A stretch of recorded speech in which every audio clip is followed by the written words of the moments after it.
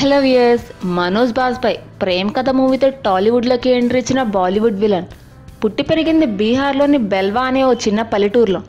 చిన్నప్పటి నుంచి నటన మీద ఆసక్తి ఉన్న బాజ్పేయి 17 సంవత్సరాల వయసు వచ్చేటప్పటికి రంగస్థల నటుడుగా నటించేవాడు. బాజ్పేయి బాలీవుడ్లో ఫస్ట్ మూవీ ధ్రోకల్ అనే సినిమాలో నటించే అవకాశం వచ్చింది. ఆ సినిమాలో ఒక్క నిమిషం ఉండే క్యారెక్టర్లో యాక్ట్ చేశాడు. ఆ తర్వాత చిన్న చిన్న క్యారెక్టర్స్ చేస్తూ ఉండగా రామ్ గోపాల్ వర్మ 1998లో క్రైమ్ కథని బేస్ చేసుకుని తీసిన సినిమా సత్య.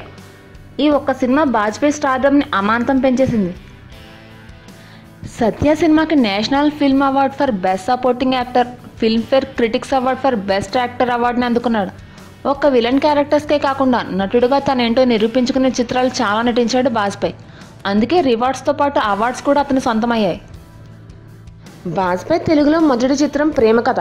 ఆ తర్వాత చాలా గ్యాప్ తర్వాత హ్యాపీ, కొమరం పూలి మూవీస్లో నటించి మెప్పించాడు. క్రిష్ మూవీ వేదంలో నటించి తెలుగులో కూడా నటుడిగా మంచి మార్కులు తెచ్చుకున్నాడు.